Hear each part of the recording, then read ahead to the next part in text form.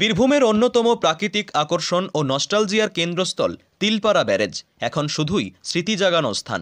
জলের শব্দ, পাখির কিচিরমিচির আর প্রাকৃতিক বাতাসের মধ্যে যে ব্যারেজ ছিল শহরবাসীর বিকেলের অবকাশের সেরা গন্তব্য, সেখানে এখন শুধুই আতঙ্ক আর নিষেধাজ্ঞার ছায়া। প্রায় ৭০ বছর আগে তৈরি হওয়া এই ব্যারেজটি বীরভূমের সদর শহর সিউড়ি যাওয়ার পথে অবস্থিত। জেলার এক ঐতিহ্যবাহী স্থাপত্য হিসেবে পরিচিত এই তিলপাড়া ব্যারেজে সম্প্রতি একাধিক ফাটল দেখা দেওয়ায় চিন্তায় পড়েছেন স্থানীয়রা।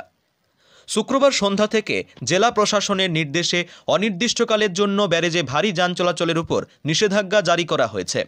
পুলিশ সূত্রে জানা গেছে, আপাতত শুধুমাত্র ছোট চারচাকা ও মোটরবাইক চলাচলের অনুমতি রয়েছে। প্রশাসনিক সূত্রে জানা গেছে, ব্যারেজের নিচের অংশ থেকে বালি ও মাটি সরে যাওয়ায় বড় বড় গর্ত তৈরি হয়েছে। এতে ব্যারেজের গঠন দুর্বল হয়ে পড়েছে, আর তা থেকেই বড় ধরনের বিপদের আশঙ্কা। ফলে জরুরি ভিত্তিতে সংস্কার কাজ শুরু করা হলেও জল ছাড়ার কারণে সেই কাজ আপাতত বন্ধ। ঝুঁকি এড়াতে আপাতত ভারী যান চলাচল বন্ধ রাখা হয়েছে। যাত্রী ও স্থানীয় বাসিন্দাদের সমস্যায় দিন কাটছে। এই নিষেধাজ্ঞার জেরে সমস্যায় পড়েছেন নিত্যযাত্রীরা। ব্যারেজ পথে প্রতিদিন হাজার হাজার মানুষ যাতায়াত করেন।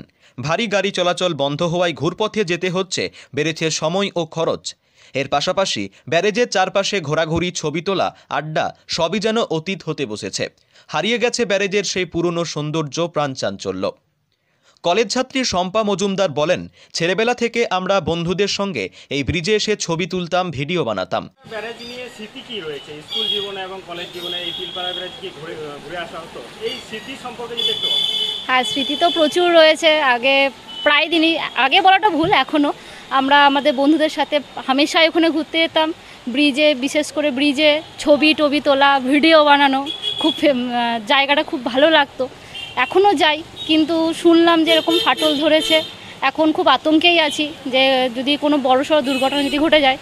তো প্রশাসনের কাছে আমাদের একটাই আবেদন যে খুব তাড়াতাড়ি যেন ব্রিজটাকে ঠিক করে দেয়, আবার যেন আমরা আমাদের এই ছোটোবেলাকার স্মৃতিতে যেন আবার ফিরে যেতে পারি।